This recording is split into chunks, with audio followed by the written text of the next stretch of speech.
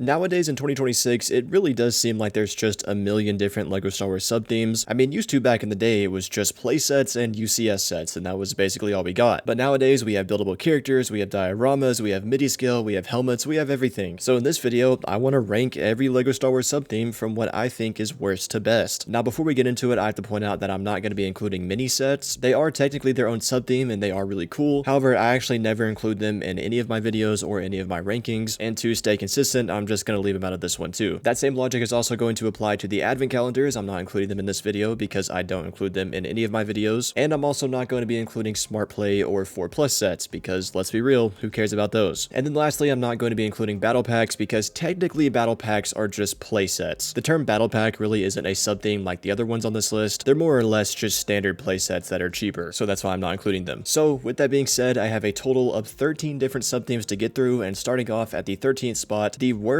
and or weakest LEGO Star Wars sub-theme in my opinion are the original Technic buildable characters from the early 2000s. These sets are really interesting. They came out in a time when I feel like LEGO was just experimenting more with Star Wars, and out of this entire sub-theme there definitely are a few highlights like the Droideka as well as Jango Fett, but for the most part they're just outdated and quite frankly kind of wonky and ugly looking, especially like the R2-D2 or the Stormtrooper or especially the C-3PO. Today in 2026 they're obviously just not very appealing sets. They're definitely a cool part of LEGO Star Wars history, but nowadays they're just not very desirable. Up next at the number 12 spot, this might be a bit of a hot take, but I actually have the bust sets, and LEGO has only made 4 of these so far, 2 of them being promotional material, and the other 2 being ones that came out this year because it seems like LEGO is bringing them back, but I just don't like these, and I never have. I feel like they're kind of an awkward middle ground between buildable characters and helmet sets, and for me at least, they're just not desirable. I mean, why would I get a bust when I could just get a buildable character or a helmet, which both look way better than these do? And I mean, that's really all I have to say. I mean, I just simply don't like the concept of these. Moving on to the number 11 spot, I have by far the most infamous sub-theme ever made, that being the buildable figures. In the mid to late 2010s, it seems like you could just not get away from these things. They were literally everywhere, which is actually the main reason I had them towards the back of the list. I just think LEGO was actually doing too much with these. There were definitely ones that worked really well, specifically the troopers or just characters with helmets, like Boba Fett, Jango Fett, Commander Cody, the Stormtrooper, the Death Trooper, and especially General Grievous. He's arguably the best one they made, but the reason I say they were doing too much is because of the human ones they were making, or just the non-helmeted character ones they were making. I mean, they made literally almost every main character from the sequels along with Rogue One, and as we all know, the faces just look really bad. They're really awkward, they don't work for these type of builds, and LEGO was just making too many of them. It's like they kept on trying to force these to work, but they never did. And as you guys know, they sold terribly. It was even common for stores to have them still in stock years after they retired because there was so much leftover inventory, and it was always the humanized ones that weren't selling because they're just ugly. And I think if they just would have leaned more towards troopers or characters with helmets, this line actually could have worked out. And then on top of that, if they leaned more to the ones that included builds like the Scout Trooper or even the 501st ATRT that never released, I think those ones would have sold exceptionally well and been loved by the community. But no, they just tried to stick with the human ones and it didn't work out, and it kind of made this go down as one of the worst and most infamous sub-themes ever made. Anyways though, now making our way into the top 10, at the number 10 spot I have mechs. LEGO introduced these in 2023 and they've only released 6 of them so far, and I don't think they've really been as big of a hit as they wanted them to be because nobody really cares for them, and that's why I put it at the number 10 spot because I don't really care for these either. I mean, on paper it's not like they're necessarily bad, they're just not exciting, or at least the ones they've made so far aren't exciting. In my opinion, I think the only 2 ones that are actually noteworthy are the Luke Skywalker X-Wing one along with Boba Fett because those actually look cool, but other than those 2, I just think the rest aren't exciting, and I don't think really any other people think they are either. Up next at the number 9 spot, I have a sub-theme that's definitely a bit of a wild card, so much so that I could have left them off this list because most of you guys probably forgot they exist or never knew they existed in the first place. That being the minifigure packs from the early 2000s, well specifically just the year 2000 because that's the only time they came out. LEGO only made 4 of these and they just included 3 minifigures and a little box, not a poly bag, an actual box, and then each figure would have a stand with a little background, which is really cool. And I'm not really sure if these sold well back in the year 2000, but I know if they came out today they would definitely sell well. And honestly, I still don't really understand why LEGO doesn't make these today. Obviously everyone brings up the Hasbro situation and says that's why LEGO can't make these because Hasbro owns the rights to sell standalone Star Wars action figures, but that whole situation between LEGO and Hasbro is kind of nuanced. If you actually look into it, there's really nothing on paper that confirms that LEGO can't make these today. So because of that, it's kind of just strange to me why LEGO doesn't make these anymore because they'd definitely be successful. But regardless, the 4 they did make back in 2000 are really cool. However, I'm not going to put them any higher because, well, we only got 4 of them. If this would have been a continuous thing that lasted on for years and years, I definitely would put this higher, but I can't because we only got 4. Up next at the number 8 spot, I have a fan favorite sub-theme, that being the planet sets. LEGO only released 12 of these sets from the years 2012 to 2013, and back when they were originally on shelves, I'm pretty sure they weren't the most popular sets LEGO was selling, but today in 2026, a lot of people in the community have kind of seemed to come back around to these sets, and it's almost like they have sort of a niche cult following now, and a lot of people want to get their hands on these. And I mean, it makes sense because they're pretty unique sets. The giant printed planet pieces are actually really interesting, especially ones like the Death Star and Coruscant, and then other ones like Alderaan and Endor just simply look very decorative, and you can actually use these as Christmas ornaments, which I think is kind of funny. I don't ever see LEGO bringing these back, but I do think it's kind of interesting how over the years they've kind of gained back their popularity. Up next at the number 7 spot, I have a sub-theme that I honestly have kind of a love-hate relationship with, that being buildable characters. Since 2019, LEGO has released 17 of these sets, 5 of which came out last year in 2025, and this sub-theme is definitely getting carried by the droid sets, like R2-D2, Chopper, K2SO, the Droideka from 2024, BD-1 from 2022, and then even the Imperial Pro Droid from 2021. They've just been very consistent with the droid characters, and they're almost always perfect sets. However, aside from the droids, the other ones they make that aren't droids, for the most part, kind of suck, or just aren't interesting. And on top of that, we get way too many of them. Like I just mentioned, we got 5 alone last year in 2025, which is just ridiculous. And that's the reason I say I kind of have a love-hate relationship with this sub-theme. Like, we just got our 3rd buildable Grogu in only about 4 or 5 years. And then on top of that, there's other random ones that just get made and forgotten about, like the Wicket from last year. I guarantee most of you guys forgot this set even existed. And it just really starts to get to a point when, you know, we have a Grogu in 2025, and then an Ewok in 2025, and then another Grogu in 2026, all of which nobody cares about, when those 3 sets are taking up slots for what could be cooler playsets. And honestly, if sets like that didn't exist, and this sub-theme mainly was just droids that actually look cool, I'd honestly probably put it in the top 5, or maybe even the top 3, but the amount of fluff this sub-theme gets just makes me have to hold it back, because it's kind of ridiculous. Anyways though, up next at the number 6 spot, I have a very popular sub-theme, that being the helmet sets. And this might surprise some of you, but I don't really have much to say about these. I think they're cool, I definitely don't dislike them, but I do think they're slightly overrated. They've just never stuck out to me as much as they do to other people. I mean, there definitely are some highlights, especially as of recent, like the AT-AT driver helmet from last year, that one's a banger, along with Captain Rex and Commander Cody, those ones are cool too. But for the most part, they just don't stick out to me very much, and there's a lot of them I end up forgetting about. But I mean, after all, the number 6 spot is a pretty solid ranking, and it's pretty generous too, considering how I feel about them. But now making our way into the top 5, at the number 5 spot, I have Master Builder Series. LEGO has only released 2 of these sets since 2018, the last one coming out in 2020, and that's the main reason I'm not putting it any higher. I mean, both the sets are absolutely heaters, especially the Cantina, but similar to the minifigure packs I talked about earlier, it just feels kind of unfair to put them higher because we haven't gotten enough of them, which on its own I think is kind of ridiculous. There's so many opportunities for good MBS sets, like Jabba's Palace, the Ewok Village, the Jedi Temple, just to name a few, but no, so far LEGO has only given us these 2, which again are great, but it's just not enough when there's so much more potential. And you know, if LEGO would have made at least 5 of these sets at this quality, I'd put it in the top 3, but unfortunately, we only have 2 of them. Up next at the number 4 spot, this might be a bit surprising to you guys, but I have the Starship Collection, or MIDI scale, whatever you want to call it. These really are some of my favorite sets that LEGO makes. They are insanely consistent with them. Out of the 12 they've made, the only really bad one is the Kylo Ren's Command Shuttle from last year, but the other ones are all great, with some highlights obviously being the Executor, the Millennium Falcon, the Acclamator, the Invisible Hand, and even the Tantive 4. I really like that one too. And that's really all I have to say about them. They're just a very consistent line of sets that I, for the most part, enjoy a lot. But there are still 3 sub-themes that I think are better, so coming in at the number 3 spot, I have dioramas. And in my opinion, dioramas are easily the best 18+ sub-theme that LEGO has come out with in recent years. They've only made 6 of them, and when it comes to just strictly the builds, none of them are bad. They're all highly detailed, they're all very intriguing, and you can interact with them. And the fact that you can interact with them is the main reason I put them 1 spot higher than the Starship Collection, because unlike the Starship Collection, these ones technically aren't just limited to strictly display. They have minifigures that you can pose on the builds in different positions and recreate different iconic scenes, especially with a set like the Emperor's Throne Room, and then other sets like the Trash Compactor have actual functionalities, making them almost kind of a perfect mix between a playset and a display piece. However, unfortunately, these sets are very expensive, some of them being atrociously expensive, like the Mos Espa Pod Race along with the Indoor Speeder Chase, but when it comes to just the builds, I mean, the quality and detail is there. Like with the Mos Espa Pod Race, yeah, the set is very overpriced, but at the same time, the build is really good. Same thing with the indoor set. I mean, the way those speeders are kind of posed in between the trees just looks awesome to me. And I think this sub-theme as a whole has a lot of kind of unused potential. There's a lot of other scenes that would work really well as diorama sets, like of course Anakin versus Obi-Wan. A carbon freezing chamber would work really well. The Starlight Pit would also be really interesting, or maybe even something like a Wampa Cave. I think that would be awesome. Anyways though, now moving on to the number 2 spot, this is definitely going to be a hot take, but I actually have microfighters. And over the past couple of years, this sub-theme has grown on me like crazy, and the reason is because these are literally just like Lego Star Wars Mario Karts. And once you start seeing them through that perspective, they're actually really awesome. I mean, this might sound kind of ridiculous, but imagine like a Mario Kart or maybe Star Wars pod racing style video game that's literally just these Lego Star Wars microfighters, each character racing their respective vehicle, and it's almost like the microfighter style of the vehicle makes the vehicle itself a part of their character. I mean, that might sound a bit far-fetched, but that's literally how I look at these. They're just like Mario Kart Star Wars sets. And I mean, don't get me wrong, since Lego has made so many of these over the past 10 years, there definitely are some lowlights, like the Razor Crest from 2022 or the Mandalorian's N1 Starfighter from 2023. But then on top of those, there's also some very, very high quality ones, like the Plo Koon's Jedi Starfighter from last year. That set is incredible, and an incredible build and an incredible minifigure. And because of that, I really, really want to see other Delta 7 Jedi Starfighters in the microfighter style, along with the Interceptors. I think those would work really well too. And then of course you have classic ones like the Turbo Tank and the Republic Gunship and the AT-AT. I mean, it might just be me, but when you look at these through the style of like a racing video game type of lens, the concept actually really starts to come together, and they make a lot of sense. And I hope Lego never stops making these, because they're genuinely freaking goated. But now moving on to the number 1 spot, who would have guessed? It's of course UCS sets. And you know, this is such an obvious pick for the number 1 spot that I honestly could have just left them out of this video. So if you want to go there, I guess just pretend that I put microfighters at the number 1 spot. But regardless, UCS sets literally are the OG sub-theme. They were introduced 26 years ago in the year 2000, and we have gotten them ever since. And I mean, they really are just the pinnacle of adult display Lego sets. They're massive, they're expensive, they're extremely detailed. Some of them are minifigure scale, some of them have tons of functionality, some of them have insane interiors. They really are the best and most high quality Star Wars sets that Lego releases. Well, with some exceptions like the recent Death Star. But you get the point. These are the most high quality Star Wars sets Lego makes, and it was a no-brainer to put these at number 1. And again, if you think I should have left these off the list, just pretend I put microfighters at the number 1 spot. Anyways though guys, that is going to do it for this video. Let me know what you think about my list down in the comments below. Do you agree with it? Do you disagree with it? I think most of you guys are probably going to disagree with it. If you're new, please consider subscribing, and if you want to check out more of my videos, you can see them on the screen right now.